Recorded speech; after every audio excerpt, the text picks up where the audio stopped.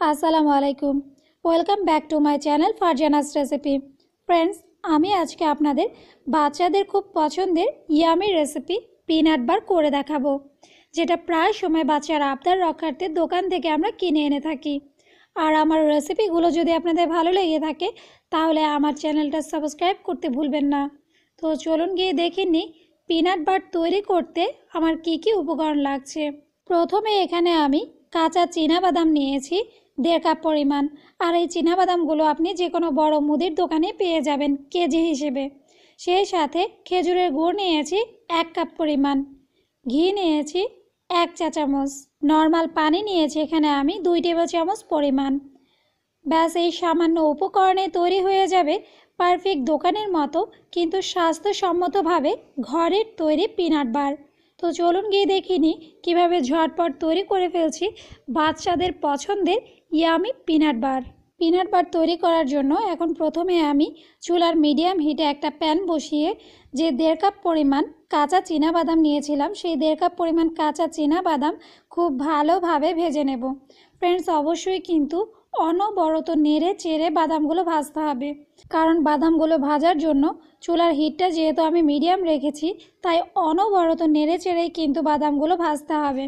এখন বাদামগুলো যখন ফুটতে শুরু করবে এবং বাদামের গায়ে ফাটল চলে আসবে, সেই সাথে বাদামের মিষ্টি ঘ্রাণ আপনার নাকে ভেসে আসবে, তখনই কিন্তু বুঝবেন যে বাদামগুলো ভাজা হয়ে গেছে। না হয় বাদামগুলো কিন্তু পুড়ে যেতে পারে বা দাগ লেগে যেতে পারে। আর ফ্রেন্ডস, অবশ্যই মনে রাখবেন পিনাট বারের বাদামগুলো যদি ভালোভাবে রোস্ট করা না হয় তাহলে কিন্তু পিনাট বারটা মুচমুচে হবে না। এখন সবগুলো বাদাম যেহেতু ভাজা হয়ে গেছে, গ্যাস ওভেনটা আমি বন্ধ করে দেব এবং বাদামগুলোকে সম্পূর্ণ ঠান্ডা করে নেব। তো দেখুন ফ্রেন্ডস, বাদামগুলো সম্পূর্ণ ঠান্ডা করা হয়ে গেছে। এখন সবগুলো বাদাম একটা বলে নিয়ে আমি ভালোভাবে বাদাম থেকে চামড়াটা ছাড়িয়ে নেব। আর ফ্রেন্ডস, অবশ্যই মনে রাখবেন সবগুলো বাদামই ভালোভাবে ঠান্ডা হওয়ার পরে কিন্তু বাদাম থেকে খোলস বা চামড়াটা আলাদা করবেন, তাহলে এটা খুব ইজিলি আপনি হাত দিয়ে ঘষা দিলে আলাদা হয়ে যাবে।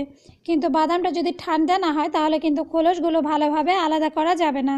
তো দেখুন ফ্রেন্ডস, সবগুলো বাদাম থেকে কিন্তু খোলসটা আলাদা করে নিয়েছি। এখন এই বাদামগুলো দিয়ে আমি পিনাট বার তৈরি করে নেব।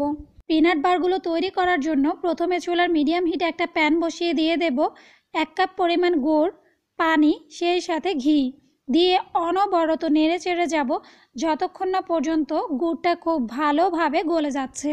এখন গুড়টা খুব ভালোভাবে গলে যাওয়ার সাথে সাথেই কিন্তু আমি চুলার হিটটা একেবারে লোতে করে দেব, না হয় গুড়ের কালারটা কিন্তু নষ্ট হয়ে যাবে, সেই সাথে গুড়টা পুড়ে যাওয়ারও সম্ভাবনা থাকে। এখন সম্পূর্ণ গুড়টাই 5 মিনিটের মতো জাল করা হয়ে গেলে একটা বাটির মধ্যে আমি একটু পানি নিয়ে নেব এবং সেই পানির মধ্যে সামান্য কয়েক ফোঁটা গুড় দিয়ে দেব এবং 3-4 সেকেন্ড অপেক্ষা করব গুড়টা পানির মধ্যে ভালোভাবে জমেছে কিনা সেটা দেখার জন্য। যদি দেখেন গুড়টা পানির মধ্যে একেবারে শক্ত হয়ে গেছে এবং মুড়মুড় করে ভেঙে যাচ্ছে, তার মানে পিনাট বার তৈরি করার জন্য গুড়ের থিকনেসটা পারফেক্টলি তৈরি। এখন এই গুড়ের মধ্যে আগে থেকে রোস্ট করে রাখা চীনাবাদামগুলো আমি দিয়ে দেব এবং গুড়ের সাথে বাদামগুলো অনবরত নেড়ে চেড়ে ভালোভাবে মিশিয়ে নেব। আর ফ্রেন্ডস, যদি দেখেন বাদামের মিশ্রণটা বেশি ড্রাই হয়ে গেছে, মানে শুকিয়ে গেছে, তাহলে এর মধ্যে জাস্ট 1 টেবিল চামচ পরিমাণ পানি দিয়ে আবারও ভালোভাবে নেড়ে চেড়ে মিশিয়ে নেবেন। তো ফ্রেন্ডস দেখুন, বাদাম এবং গুড়ের মিশ্রণটা তৈরি। এখন আমি এরকম একটা স্টিলের থালা নিয়ে নেব এবং এই থালার মধ্যে 2 টেবিল চামচ পরিমাণ ঘি খুব ভালোভাবে একটু ঘষে নেব, যেন পিনাট বারের মিশ্রণটা যখন আমি প্লেটে দেব সেটা ঠান্ডা হওয়ার পরে খুব ইজিলি উঠে আসে। সেই সাথে পিনাট বারগুলো সমান করার জন্য এরকম একটা স্টিলের বাটি নিয়ে নেব এবং বাটির মধ্যে আমি 1/2 চা চামচ পরিমাণ ঘি একটু ব্রাশ করে দেব।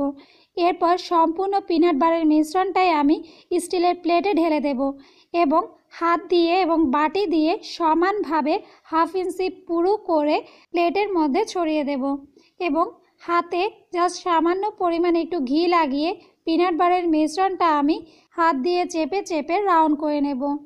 তো দেখুন ফ্রেন্ডস, সম্পূর্ণ পিনাট বারের মিশ্রণটাই হাত দিয়ে ভালোভাবে প্লেটে ছড়ানো হয়ে গেছে। এখন এই পিনাট বারের প্লেটটা আমি আধা ঘন্টার জন্য ফ্যানের নিচে রেখে দেব, যেন পিনাট বাটারটা খুব ভালোভাবে সেট হয়ে যায়। তো ফিরে আসছি ফ্রেন্ডস আধা ঘন্টা পর। তো দেখুন ফ্রেন্ডস, আধা ঘন্টা পর পিনাট বাটারটা কিন্তু খুব ভালোভাবে সেট হয়ে গেছে। এখন একটা ধারালো নাইফ দিয়ে আমি পিনাট বারগুলো পিস করে নেব। ফ্রেন্ডস দেখুন পিনাট বাটারটা কত ভালোভাবে জমেছে। এখন ধারালো নাইফ দিয়ে হাত দিয়ে চেপে চেপে সবগুলো পিনাট বারই পিস করে নেব। আর ফ্রেন্ডস পিনাট বাটারটা যেহেতু অনেক শক্তভাবে জমেছে, তাই অবশ্যই একটু চেপে চেপে করবেন।